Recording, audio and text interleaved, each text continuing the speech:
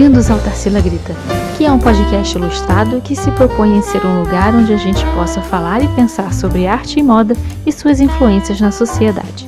Eu sou Natália Tis, designer de moda, historiadora e produtora do canal Tarsila Grita. Eu sou Isabel Carvalho, historiadora da arte, mestre em estudos contemporâneos das artes e produtora de conteúdo do Tarsila Grita. Nós temos uma terceira componente, a Luciana Tis, formada em marketing e restauradora. Ela é nossa editora e colaboradora de conteúdo do Tarsila Grita. Estamos de volta à série A Construção do Corpo Feminino pela Roupa e hoje a gente vai falar sobre a moda e arte na primeira metade do século XX.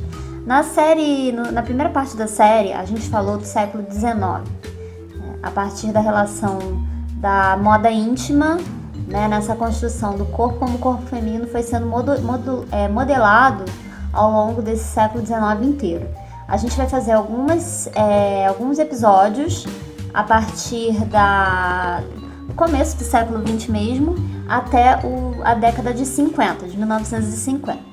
Hoje o episódio é dedicado especificamente à moda eduardiana, da Belle Époque, na Inglaterra e na França. Mas antes, nós vamos fazer uma breve contextualização sobre o período. E a gente vai falar um pouco sobre as datações que se atribuem a essa época. A Era Eduardiana, que é após a Era Vitoriana, que é a Era Vitoriana da Rainha Vitória, na Inglaterra. E agora a gente vai passar para a Era Eduardiana, que é de 1901, quando o rei Eduardo, coroado na Inglaterra, e vai até mais ou menos 1914. E na França a gente vai ter a Belle Époque, que é de 1871 a 1914, que é também esse período concomitante com a Era Eduardiana. E a moda da Primeira Guerra, que é durante o período da Primeira Guerra, que é de 1914 a 1918. Na arte, a gente vai ter alguns pontos interessantes, porque a moda e a arte são sempre relacionadas, A gente vê a arquitetura, enfim. E basicamente esse período eduardiano e a Belle Époque corresponderia ao que a gente chama na arte de Art Nouveau, que vai de 1890 à Primeira Guerra Mundial. A gente vai ver mais pra frente como é que se dá essa relação. Uma coisa importante na arte que acontece é a invenção do cinema. A gente vai ter tanto em relação ao expressionismo, alemão, aqueles filmes de cinema mudo, o Gabinete do Dr. Caligari, vários filmes super importantes que vão surgir no começo do século XX, nesse princípio do cinema. E a gente data geralmente 1891 a 1895 como esse princípio do cinema. O que acontece? Essa história do cinema, da invenção do cinema, não se atribui a uma pessoa específica, essa invenção. Então, em 1891, a gente tem a criação do primeiro protótipo de um kinetoscópio nos Estados Unidos. Só que em 1895, que a gente fala realmente que foi essa data marco, no cinema, porque foram apresentadas as primeiras imagens do movimento para um público, pagante, pelos irmãos Lumière em Paris. Então, quer dizer, essa ideia de cinema, como esse espaço onde as pessoas iam, se deslocavam para assistir filmes, não só o filme em si, mas também esse processo de encontro que acontecia, ele é de 1895. E em 1914 é que a gente tem a ascensão da indústria cinematográfica, é quando realmente a gente tem esse período de filmes longos, narrativas dominantes. E por que interessa pra gente, falar disso? Porque justamente as atrizes, essas atrizes de Hollywood, serão os ícones de beleza, serão os ícones dessa construção do corpo feminino.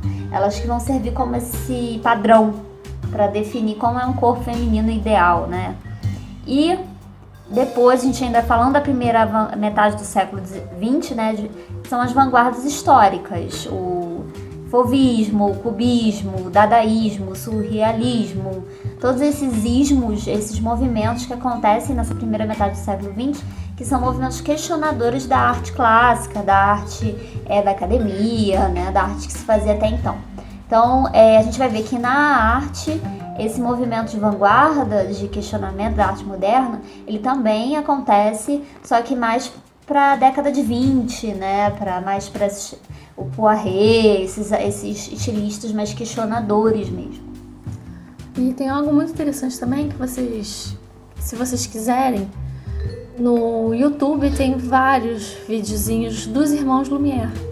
Inclusive o mais famoso, que é o do trem chegando na estação, onde as pessoas correram, né, na primeira vez que eles viram esse vídeo, esse filme, né, porque elas achavam realmente que o trem iria pegar elas. Inclusive foi esse que acho que foi apresentado no primeiro. Esse foi o primeiro filme que eles apresentaram.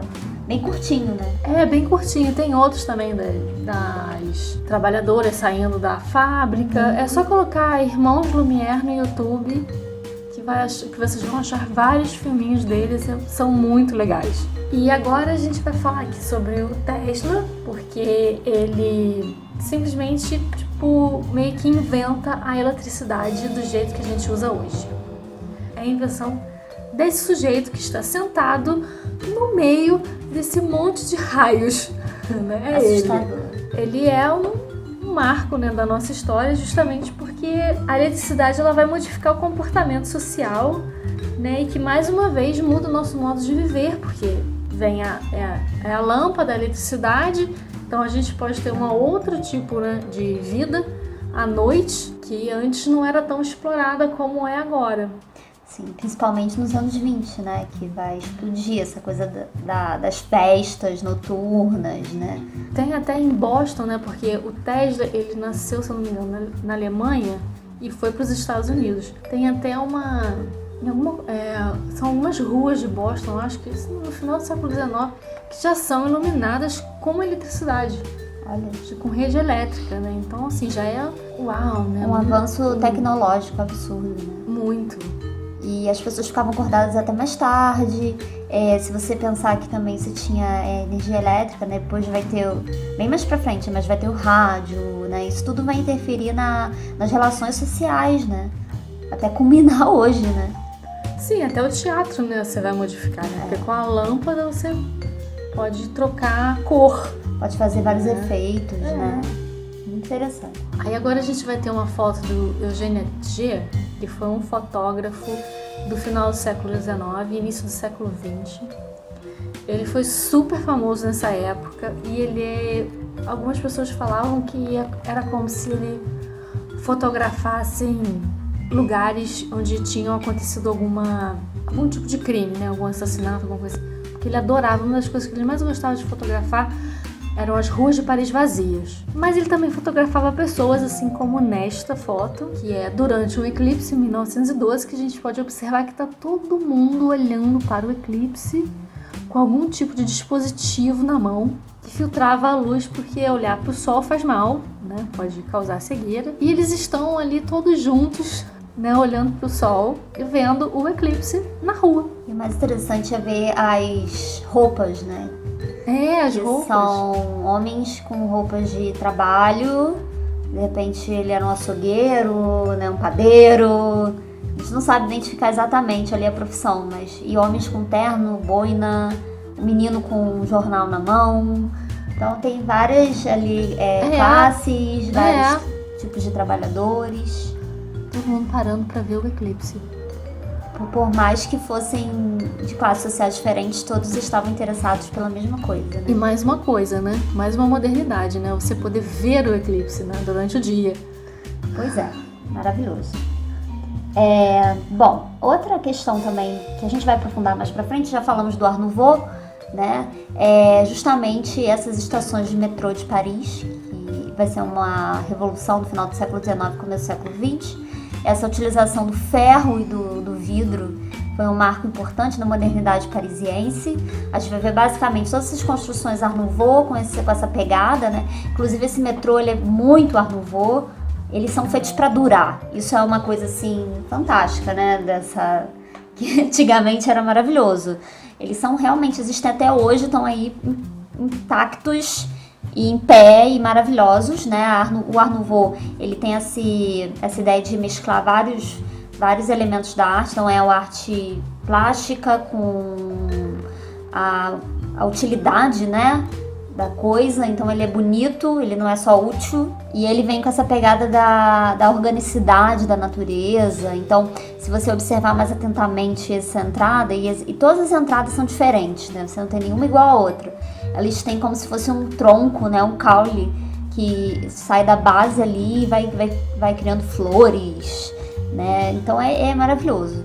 E outro detalhe também é essa escrita, né? O Metropolitan, que foi o autor do metrô, e essa fonte que ele é feito de um material também que super resistente ao tempo. É maravilhoso, né? E tem todo esse ar de Belle Époque, de final do século XIX, começo do século XX de Paris. Aliás, o metrô também é uma outra... o metrô em si, né? O metrô, né? É uma outra novidade tecnológica desse período, né? Onde você muda a forma, né, de ir e vir das pessoas, né? E é bem mais rápido, né? Esse terminal é a linha 2, ou seja, é a segunda linha que foi construída em Paris. Então, assim, ela... É o máximo da modernidade, né? Ela tem um pouco mais de 100 anos, essa linha.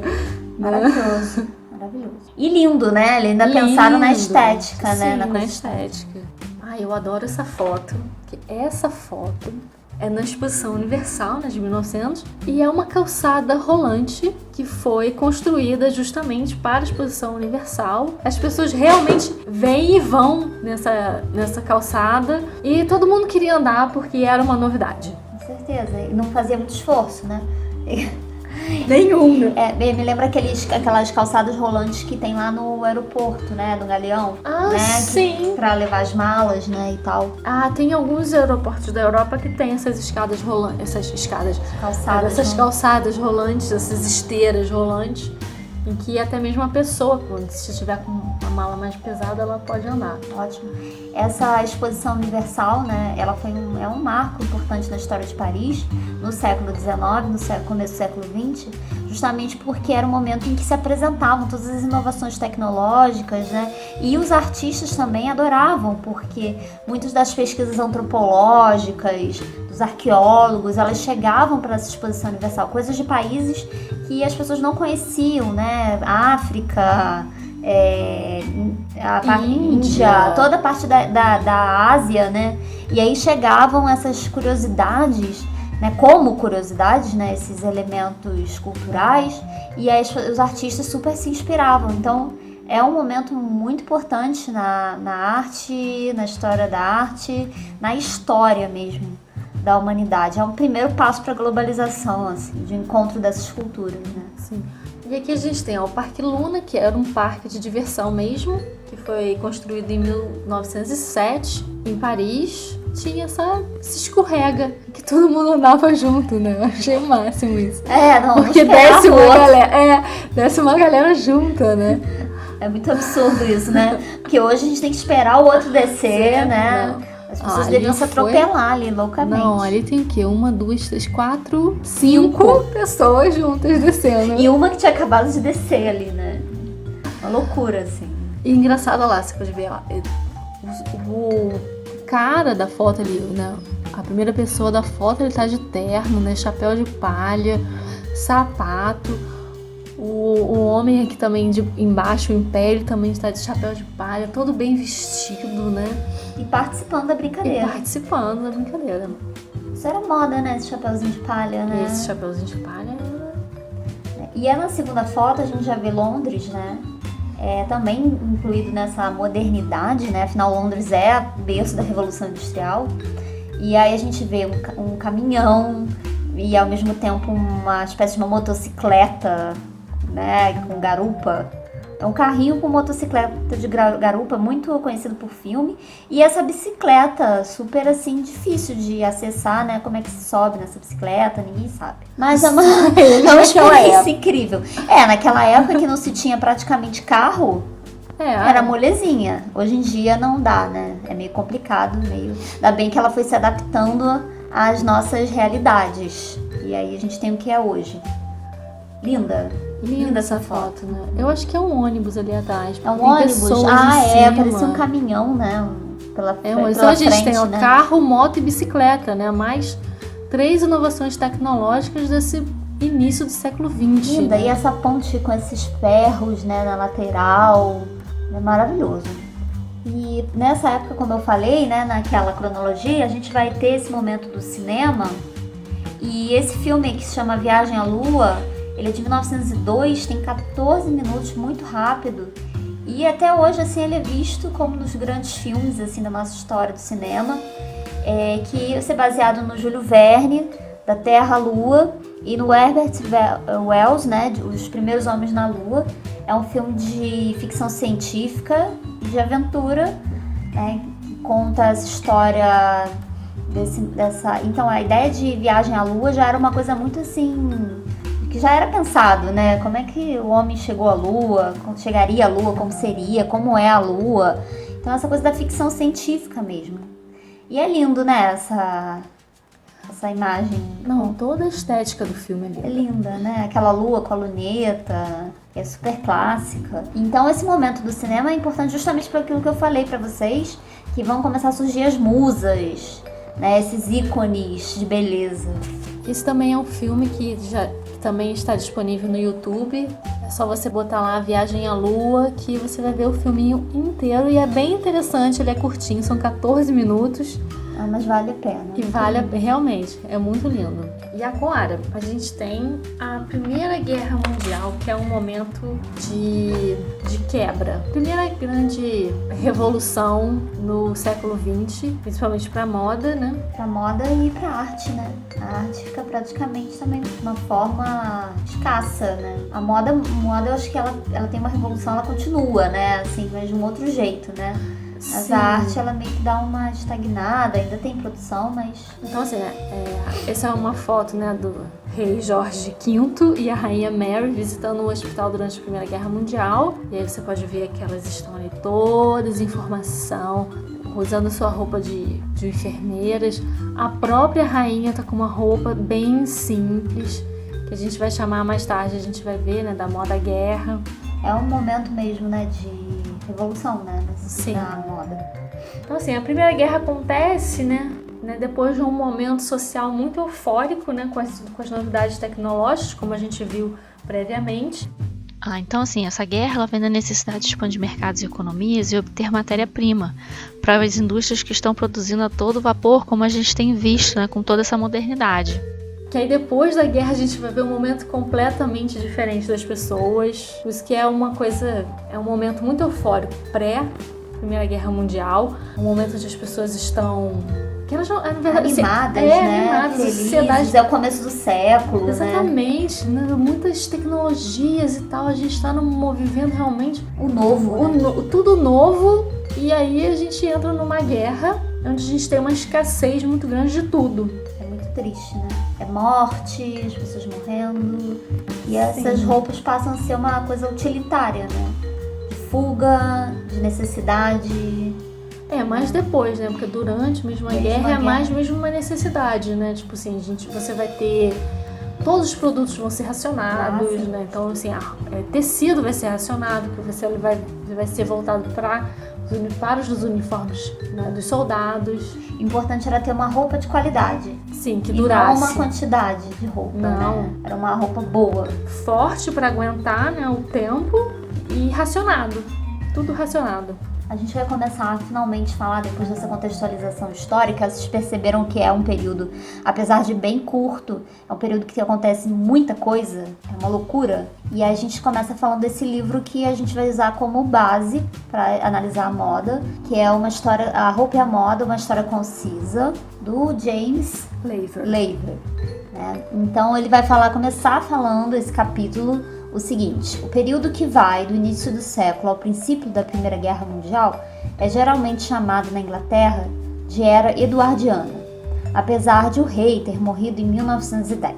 Né? Como a Natália falou, esse período é 1914 que a gente coloca, né? Então, na França, com uma pequena extensão retroativa à década de 1890, chamou-se La Belle Époque.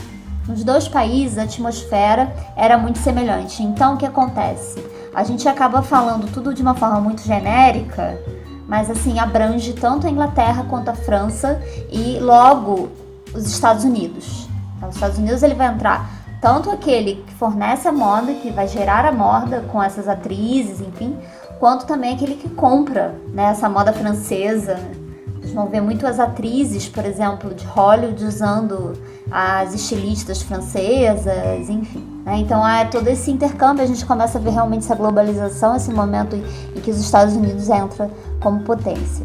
Ai, eu adoro essas roupinhas dessa linha do tempo, em que a gente vai ver lá de 1899 até 1914, umas silhuetas, né, bem diferentes. A gente vai ver lá o espartilho bem apertado, formato, né, de S e a ampulheta. E aí já lá para 1908, uma coisa bem ali no início do século XIX, né, que é um vestido meio império e tal, bem solto, uma cintura não tão marcada e uma inovação, né, que eles vão trocar o espartilho em S para um espartilho que eles vão chamar de saudável. Aí aqui a gente tem ó, o espartilho saudável, a gente vai ver ali ó, dentro do quadradinho.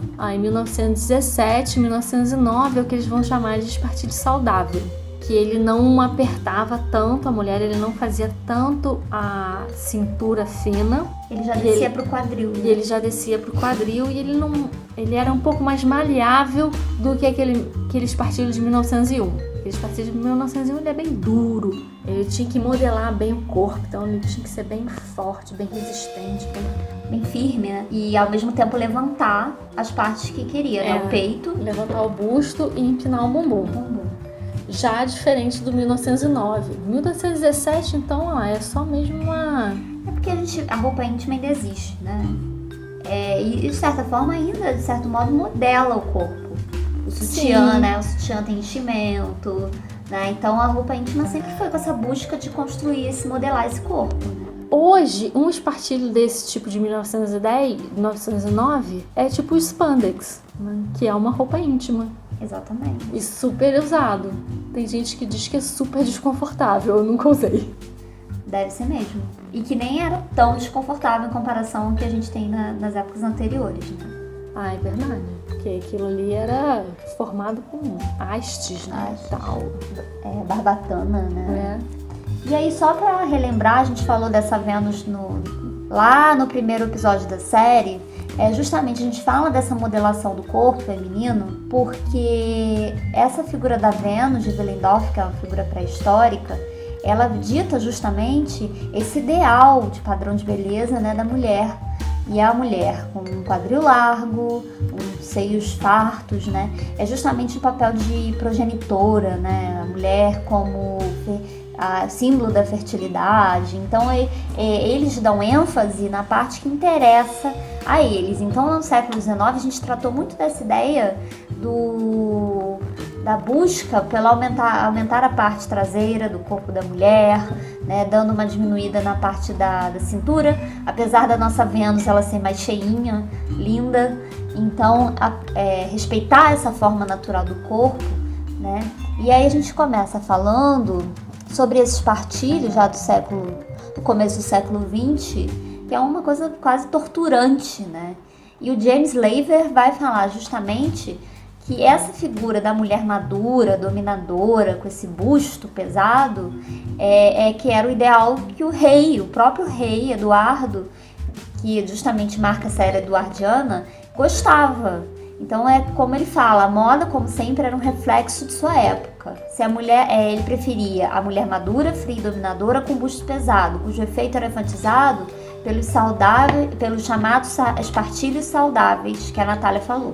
Esse é um anúncio da London Corset Company, onde a gente vê como que esse espartilho modelava bem o corpo, né? A gente vê ali embaixo é a Camille Clifford. Ela foi um ícone de beleza, né, dos anos 1900. E a gente pode ver direitinho como que ele funcionava. Ele levantava o peito e empinava o bumbum.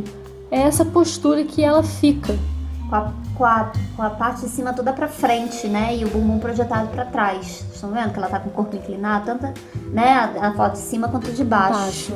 E você vê que pelo anúncio é um Beautiful French Corset, né? Que é a beleza francesa, que foi adotada, né, pela Inglaterra. E assim, porque é engraçado comparar com a nossa Vênus de Willendorf, né? E ela é mais cheinha, enfim, né? E você vê que o ideal de beleza, que apesar de você querer aumentar o quadril e levar o busto, era ter essa cintura muito fina, era ser magra.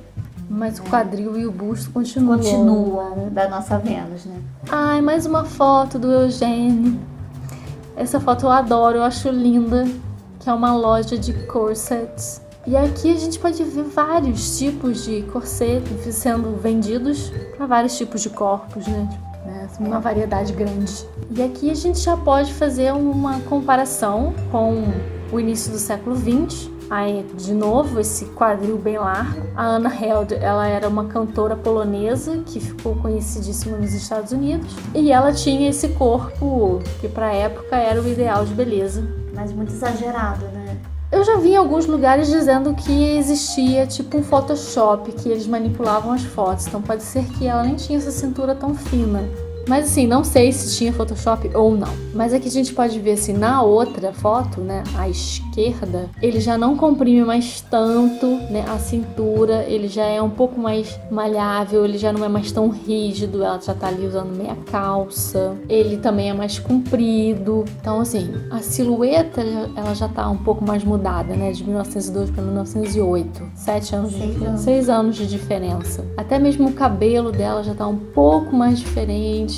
Mas o que eu acho interessante, né, dessas duas fotos é comparar mesmo, né, de 1902 para 1908, já é uma diferença total na silhueta da mulher. O espartilho que molda esse corpo, ele já tá moldando de outra forma, né? Então a gente pode ver assim que a moda, né, assim como a sociedade, ela tá mudando muito rápido. Essa aqui é a Gibson Girl, né, não podemos deixar de citar, né, mas a gente nem vai falar muito, é só para não passar em branco, que foi uma das grandes referências assim para moda, para as mulheres da época. Foi uma personagem criada por um norte-americano, uma personagem ideal, ele não se baseou em ninguém, né? Ele teve como se ela fosse a mulher ideal para ele, e ele cria a Gibson Girl, e depois ela vira uma espécie de história em quadrinhos, né? Que ele criava, aconteciam situações, né, envolvendo essa personagem, e que ela acabou se tornando a grande referência, tanto de moda, quanto de comportamento, quanto de como se usava o cabelo. E vocês podem ver ela sendo cortejada por esse rapaz e as pessoas horrorizadas ali, né? A mulher olhando horrorizada para aquela situação. E ela tá com o colo, né? E os ombros, né? Amostras, né? A mostra e o cabelo naquele penteado pro alto, como se fosse um coque. E um fiozinho assim pra frente caído, né? Dava uma coisa meio sensual. Bem Art Nouveau. Bem Art Nouveau. Como as coisas se misturam. Muito. Essa foto aqui já é mais pra frente, né? Já não é mais tão início, já deve ser, sei lá, 1905, alguma coisa assim, porque ela ainda veste um espartilho bem apertado. E eu também vi em alguns lugares falando que essas mulheres, elas usavam a sombrinha não só, né, por causa do chapéu enorme, né? Então não precisava de uma sombrinha pra proteger do sol, mas elas usavam como uma bengala justamente para compensar esse corset que fazia você, né, empurrar o tronco para frente. Então você compensava usando essa sombrinha que é linda, toda cheia de babado, com uma bengala para você poder compensar ao andar, né, e não cair, que não deveria ser nada bom cair com esses espartilho, assim como não deveria ser nada bom cair com uma crinolina. Ah, com certeza. O James Laver vai falar sobre essa ideia desse corpo, né, que começa a ser uma forma que na era vitoriana você tinha muito volume na parte de baixo, né, e o volume é transferido para a cabeça, tanto no cabelo quanto no chapéu. Então você começa a ter a forma de um triângulo de ponta cabeça. A base, ela fica no alto, ela fica na cabeça da mulher, e não ao contrário. E o chapéu sempre de ladinho, né? Com muitas plumas. Um charme, né? Mas talvez muito desconfortável também, né? Difícil de andar, devia pesar também. Pesar. Então, a gente vai terminar aqui agora. Vamos falar no próximo episódio sobre Art Nouveau. Muito obrigada por assistir a gente e até a próxima. Não esqueça de seguir a gente no Instagram e nem no canal do YouTube. Muito obrigada!